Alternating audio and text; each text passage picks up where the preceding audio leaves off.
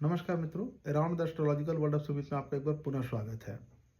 सुमित के सूत्र में आज चर्चा करेंगे केतु के नक्षत्र मूल की। मूल नक्षत्र जैसे योगी आदित्यनाथ जी की कुंडली में उनका जुपिटर जो है बृहस्पति ग्रह मूल नक्षत्र में बैठकर लग्न में उनको संन्यास की प्रवृत्ति देता है, एकांत की प्रवृत्ति देता है। पर जो चीज मैं चर्चा करने जा रहा हूँ, मूल नक्षत्र के प्रथम और चतुर्थ चरण के विषय में चर्चा करना चाहूंगा। ये चर्चा का कारण क्या है, इसे भी समझेंगे आप। जब आपको पता होता है कि आपको ऑपरे मतलब आपका बच्चा होने वाला है और वो सीजर से होगा या नॉर्मल डिलीवरी होगा, दो ऑप्शन होते हैं। यदि डॉक्टर आपके पास में क्लियरली कहता है कि नहीं, सीजर से ही आपके बच्चे का ऑपरेशन होना है, तो वहां पर आपके हाथ में एक चुनाव होता है कि आप ये समय और दिन को चुन सके, मुहूर्त को चुन सके जो आपके बच्चे के बेहतर हित में हो।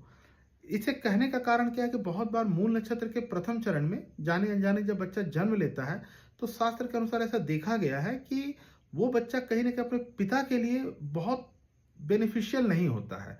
कहीं ना कहीं किसी मोड़ पर पिता को उनके लिए उनके द्वारा बहुत कष्ट का सामना, मतलब उनका, अब पायरा यदि समझते हो तो समझ सकते हो कि उनका पायरा पिता के लिए शुभ नहीं माना गया है।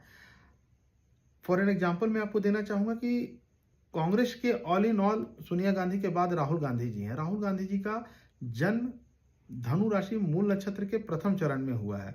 जहां तक जो डाटा मेरे पास में मौजूद है, 2:28 के आसपास का जो समय बताया, तुला लगने की कुंडली है, थर्ड हाउस में उनका मूल नक्षत्र के प्रथम चरण में आपका चंद्रमा बैठा हुआ है। ऐसी स्थिति में आपने देखा कि उनके जो पिता माननीय राजीव गांधी जी थे, उनके साथ में किस तरह की घटना घटी।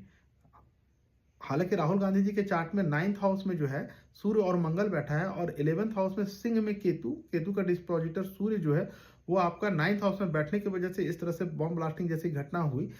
पर कारण को समझिएगा कि चूंकि राजीव गांधी जी के जीवन में होना था, हुआ, वो अलग मैटर है। मूल नक्षत्र में वो भी अपना फल दे रहे हैं कि पिता को कहीं ना कहीं हानि हुआ। पर यदि मेरा अपना मानना है कि यदि आपके पास में सर्जरी का एक ऑप्शन है, तो आप उसे अपना सकते हैं। इस डेट को थोड़ा आगे पीछे करके बेनिफिट कर सकते हैं।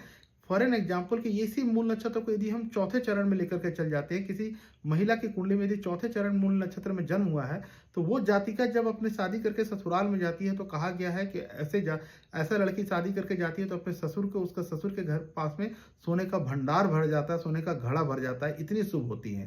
तो थोड़ा सा टाइमिंग को अगर मैच कर लेते हैं तो हम लोग शायद अपने आने वाले कल को बेहतर बना सकें। यदि आपके साथ भी रेजिनेट करता है और आप भी इस तरह के सूत्र को जानना चाहते हैं, तो मुझे ईमेल द्वारा सूचित करें। इति शुभम। नमस्कार।